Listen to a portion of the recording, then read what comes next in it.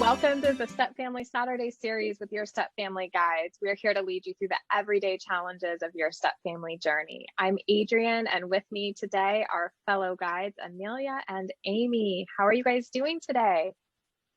Great. How are you? Doing good. I'm excited. Week 2 of Stepfamily Mythbusters. I really enjoy sharing these myths and then breaking them down and sharing some strategies and tips for our listeners to understand how they can overcome or prevent falling into these traps, because that's what they are. So with that, are we ready for today's myth? Yep. A step-parent's love is the same for their stepkids as it is for their biological children. Or, put in another way, a step-parent's love will occur instantly with their stepchild. Slightly different variations there. But the whole premise of, is the love that we have for stepkids the same as biological children? And is it okay if it's different? I'll jump in. Yes, please do. First of all, yes, it's absolutely okay. In fact, it's very natural for it to not be the same. You know, when you have a biological child, and we're all birth moms, you know, you nurture that child for 9 months inside of you before you bring them into the world, and then you start from day one. Whereas with a stepchild, you're coming in a little later, you know, like in the last episode I mentioned about, you know, you're coming into chapter 10 in a book. You're not necessarily coming in from day one. So it's going to be different, and you're not going to have necessarily the same kind of bond. It doesn't mean that you can't bond. It's just, it's going to be different.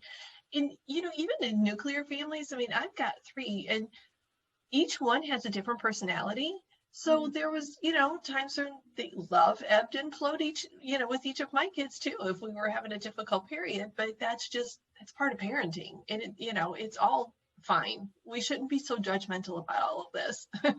You know, that's such a valid point, that even within nuclear families, there's the struggle of the favoritism that kids assume exists. And, oh, mom loves you more, mom loves me the most, or you're dad's favorite, and all the context and, you know, that can come with that, of that means you can do no wrong, you don't have consequences, and all of that.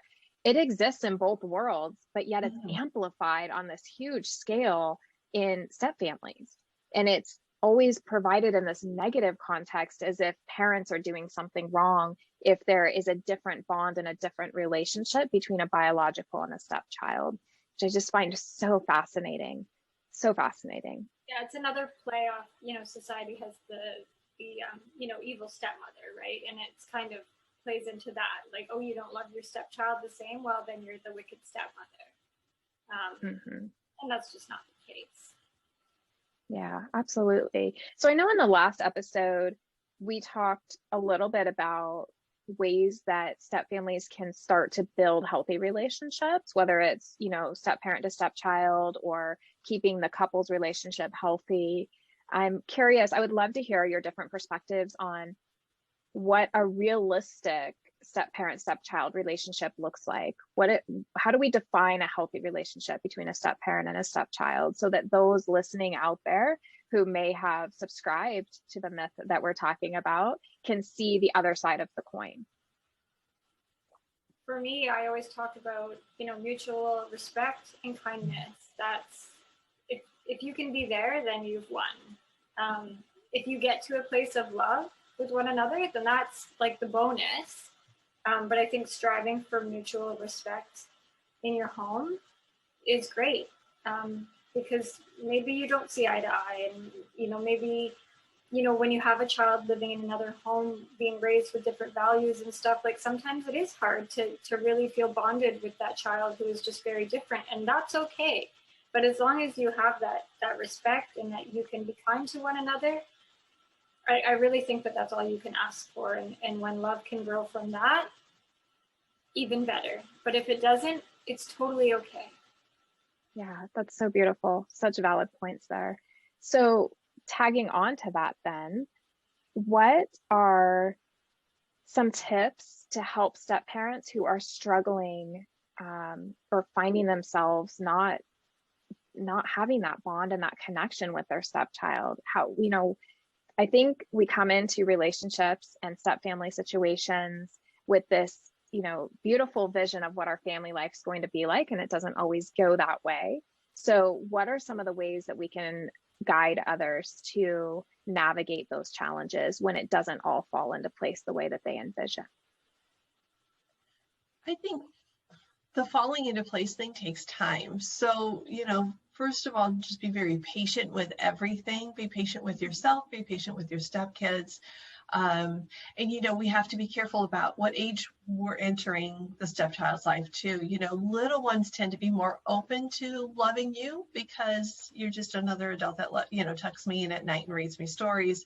Whereas if you're a preteen teen stepchild, there's that pushback because you're now in my space and I didn't choose you to begin with and all of that. So when you're dealing with, I would say, preteen teen kids especially, just try to be a supportive adult in the family. Don't try to be the disciplinarian right away. And this is something I work with all of my step couples, is the step parent should not try to be the disciplinarian right away.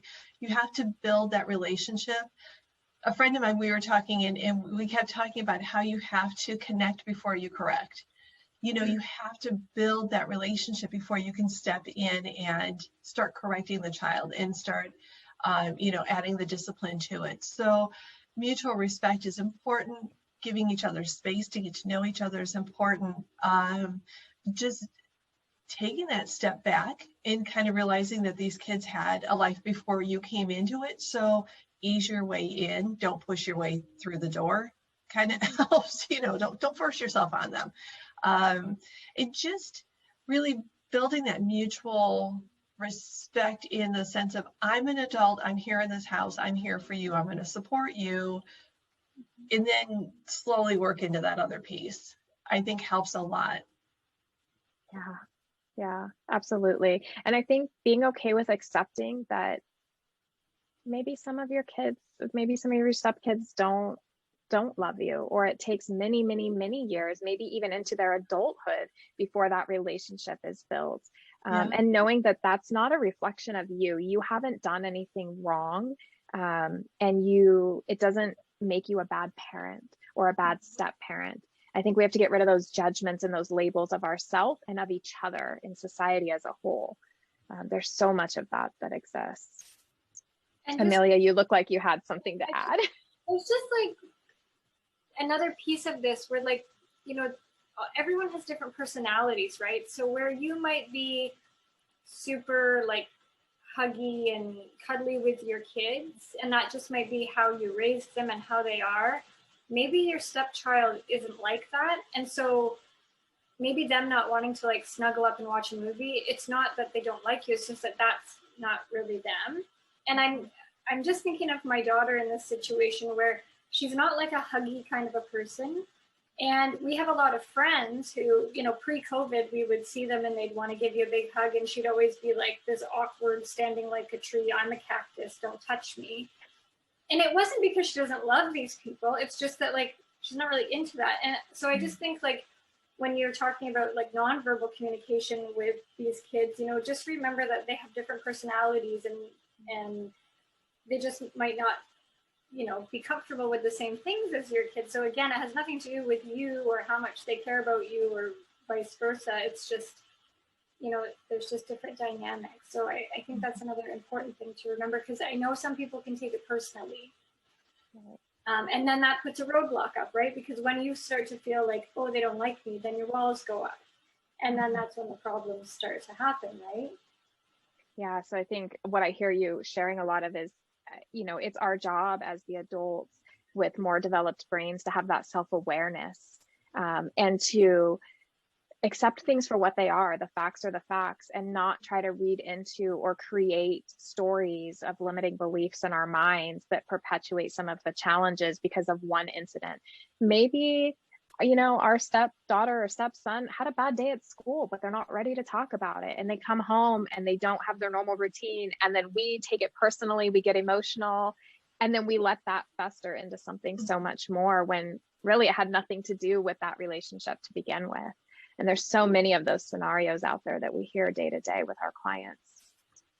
Yeah, so I think getting to know their personalities, get to know your kids' love language. I was just going to bring that up. You know, get to know your stepkids' love language, read the book, and, you know, find ways to build a relationship with them that way, to bond with them. Yeah, absolutely. Wanted to share this this afternoon. I got a text from a friend of mine who she was a stepmom, and then they divorced, and she just heard she had lost contact with her two stepkids, and interestingly enough, her stepdaughter is now an adult and she's now a stepmom, and she literally today texted her to say, I didn't know how hard it was to be a stepmom, and what you did for my brother and I just left such a positive experience for me that I now know that I can be a good stepmom because you were the one that modeled that for me. And I was close to tears. I'm like, oh my God, that's beautiful. I know, I got chills hearing that. Isn't it How fabulous? I'm so excited to share that because so many stepmoms feel like, why am I even bothering? You know, why am I bothering? And it may be that you don't have an immediate impact on that kid, but just keep loving on them very gently. And you may always get the brush off while they're young, but then 10, 15 years from now, they're going to come back, they're going to turn around, and they're going to be like, wow, now I get it. And, you know, we were all like that as teens, like our parents don't get it. They don't understand, you know, right. but then we become parents and we're like, yeah, wait a minute. I was going to say that exists with my biological children. And I hear that Yes. from all kinds of mom friends all the time. That's not just a step family issue. No. Your story though, you know, with my ex stepdaughter, you know, from my previous relationship, we reconnected a couple of years ago, and, you know, she'll text me and we have some conversations about more private things, and, you know, she lets me know that, you know, I wasn't impacting her life, and she's so happy to be able to be reconnected. And it does make you realize, like, when you're in the thick of it and you think, man, I suck at this, but, you know, it just, that goes to show, like, no, you're doing a good job, and just keep moving forward.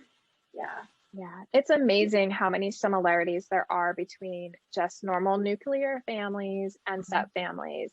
And I think the more we can talk about these myths and these stigmas and educate and share the stories of realities, I think that will help break those walls down and see a lot less judgment. So, moral of today's story: it is normal, it is okay, and it is acceptable to love your stepchildren differently. There's all kinds of different love in the world and different relationships, and there's nothing wrong with that.